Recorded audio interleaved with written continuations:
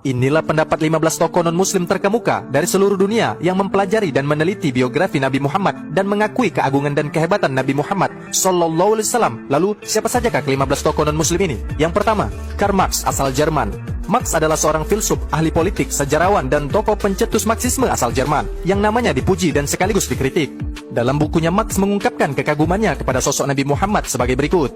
Lelaki Arab yang telah menemukan kesalahan agama Nasrani dan agama Yahudi itu melakukan pekerjaan yang sangat berbahaya di tengah-tengah kaum musyrik penyembah berhala, mendakwakan mereka pada agama tauhid dan menanamkan keyakinan tentang keabadian roh. Bukan hanya berhala untuk dideretkan sebaris dengan tokoh-tokoh besar saja, malah layak bagi kita untuk mengakui kenabiannya, dan dia adalah Rasul Pesuruh Langit untuk bumi. Yang kedua, Herbert Spencer. Herbert Spencer adalah tokoh filsuf yang juga mengakui kehebatan dan kejujuran Nabi Muhammad Sallallahu Alaihi Wasallam. Dalam bukunya ia mengatakan, hendaklah kalian menjadikan Muhammad sebagai perlambang politik agama yang tepat dan seorang yang paling jujur dalam menerapkan sistemnya yang kudus di tengah-tengah umat manusia seluruhnya. Muhammad merupakan suatu sosok amanat yang dijelmakan dalam kejujuran yang murni, siang dan malam selalu tekun menghidupi umatnya. Yang ketiga, Michael Hart. Michael Hart dalam bukunya Dewan Hangat, A Ranking of the Most Influential Person in History, menempatkan Nabi Muhammad di urutan pertama dari 100 tokoh paling berpengaruh di dunia. Pilihan saya untuk menempatkan Muhammad pada urutan teratas sebagai tokoh yang paling berpengaruh di dunia dari masa ke masa mungkin mengejutkan semua pihak, tetapi dialah satu-satunya orang yang sukses baik dalam tataran sekuler maupun agama. Yang keempat, Lamartine. Lamartine adalah sejarawan terkemuka dunia yang menulis buku tentang Nabi Muhammad, History de la Turki. Di dalam bukunya ia mengatakan, jika keagungan dan pencapaian yang menjadi tolak ukur kejeniusan seorang manusia, siapakah yang berani membandingkan tokoh hebat manapun dalam sejarah modern dengan Muhammad? Tokoh-tokoh itu membangun pasukan, hukum, dan kerajaan saja. Mereka hanyalah menciptakan kekuatan-kekuatan material yang hancur, bahkan di depan mata mereka sendiri. Muhammad bergerak tidak hanya dengan tentara, hukum, kerajaan, rakyat, dan dinasti, tapi jutaan manusia di 2/3 wilayah dunia saat itu. Lebih dari itu, ia telah merubah altar-altar pemujaan, sesembahan agama, pikiran, kepercayaan, serta jiwa. Keaslian ajarannya begitu terjaga, tidak saja oleh karena penelusuran yang dilakukan para pengikut setianya, tapi juga oleh para penentangnya. Muhammad adalah seorang agamawan, reformasi sosial, teladan moral, administrator massa, sahabat setia, teman yang menyenangkan, suami yang penuh kasih, dan seorang ayah yang penyayang, semua menjadi satu. Yang kelima, Ramakrishna Rao. Ramakrishna Rao dalam bukunya Muhammad, The Prophet of Islam, Rama mengatakan, kepribadian Muhammad sangat sulit untuk menggambarkannya dengan tepat. Saya pun hanya bisa menangkap sekilas saja betapa ia adalah lukisan yang indah. Anda bisa lihat, Muhammad sang nabi, Muhammad sang pejuang, Muhammad sang pengusaha, Muhammad sang negarawan, Muhammad sang orator ulung, Muhammad sang pembaharu, Muhammad sang pelindung anak yatim piatu, Muhammad sang pelindung hamba sahaya, Muhammad sang pembela hak wanita, Muhammad sang hakim, Muhammad sang pemuka agama. Dalam setiap perannya tadi, ia adalah seorang pahlawan.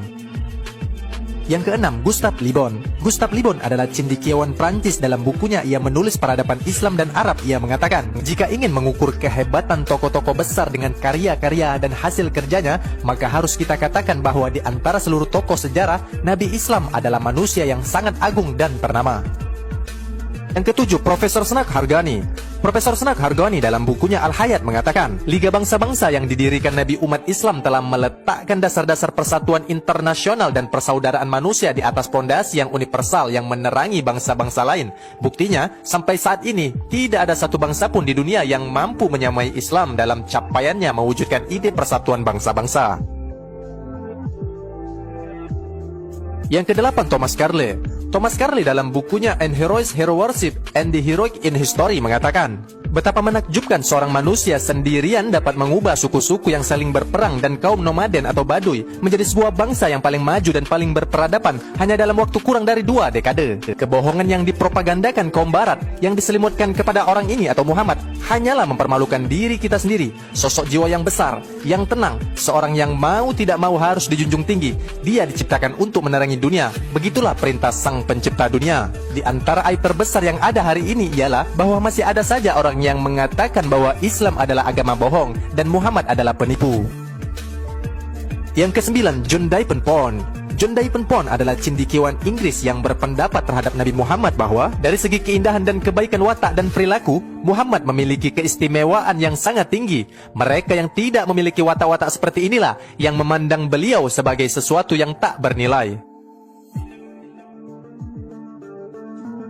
Yang ke-10, Edward Gibbon. Edward Gibbon dalam pidatonya yang bertajuk Profession of Islam, ia mengatakan, "Saya percaya bahwa Tuhan adalah tunggal dan Muhammad adalah pesuruhnya, adalah pengakuan kebenaran Islam yang simpel dan seragam.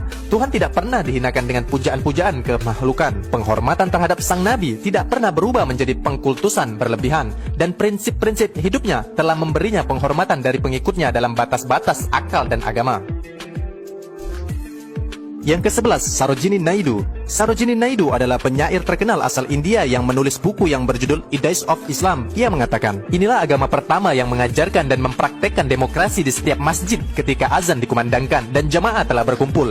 Demokrasi dalam Islam terwujud 5 kali sehari ketika seorang hamba dan seorang raja berlutut berdampingan dan mengakui Allah Maha Besar. Saya terpukau lagi dan lagi oleh kebersamaan Islam yang secara naluriah membuat manusia menjadi bersaudara. Yang ke-12, Bosworth Smith. Bosworth Smith dalam bukunya Muhammad and Muhammadisme, ia berpendapat dia adalah perpaduan kaisar dan paus, tapi dia adalah sang paus tanpa prestasinya dan seorang kaisar tanpa legionernya, tanpa tentara, tanpa pengawal, tanpa istana, tanpa penghasilan tetap. Jika ada yang bertanya siapa yang pantas menjadi wakil Tuhan menjadi penguasa dunia, maka Muhammadlah orang itu. Yang ke-13, John Austin. John Austin dalam bukunya Muhammad the Prophet of Allah, ia mengatakan, dalam kurun waktu yang hanya sedikit lebih dari 1 tahun, ia telah menjadi pemimpin di Madinah. Kedua tangannya memegang sebuah tuas yang siap mengguncang dunia.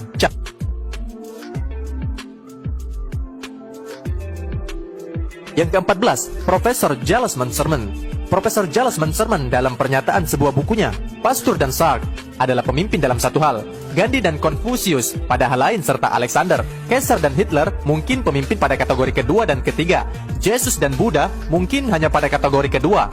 Tetapi pemimpin terbesar sepanjang masa adalah Muhammad yang sukses dalam semua kategori. Yang ke-15, George Bernard Shaw. George Bernard Shaw dalam sebuah bukunya yang berjudul The Genuine Islam, ia mengatakan, jika ada agama yang berpeluang menguasai Inggris bahkan Eropa beberapa ratus tahun dari sekarang, Islamlah agama itu. Saya senantiasa menghormati agama Muhammad karena potensi yang dimilikinya. Ini adalah satu-satunya agama yang bagi saya memiliki kemampuan menyatukan dan merubah peradaban. Saya sudah mempelajari Muhammad sebagai sosok pribadi agung yang jauh dari kesan seorang antikristus. Dia harus dipanggil sang penyelamat kemanusiaan.